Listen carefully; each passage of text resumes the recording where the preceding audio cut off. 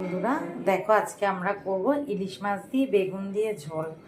দেখো, এই যে ইলিশ মাছ বাজার থেকে নিয়ে এসে ধুয়ে রাখা হয়েছে, এই যে বেগুন কেটে রাখা হয়েছে, এই যে নুন হলুদ মাখাচ্ছি,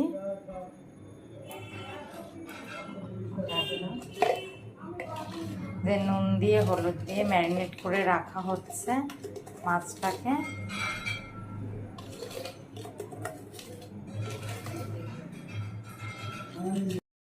তেল দিয়ে এই যে ভাজতে বসালাম,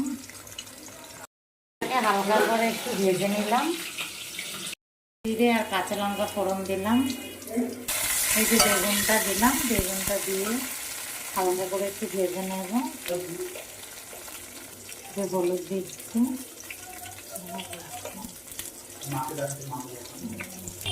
নুন দিলাম। এই যে বেগুনটা ভাজা ভাজা হয়ে গেছে, এইবারে দিচ্ছি গরম জল দিয়ে দিচ্ছি একটু, আবার জলটা একটু ফুটবে। এই যে বেগুন দেওয়ার পরে ঝোলটা ফুটছে, মাছটা দিয়ে দেওয়া হয়েছে, মাছটা এবার ফুটুক। দেখো, এটা ফুটে উঠেছে, আমার এটা রান্নাটা হয়ে গেছে।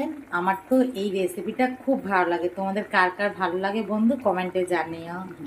আর এইভাবে তোমরা রান্না করে দেখো, ইলিশ মাছটা খুব টেস্টি লাগে খেতে।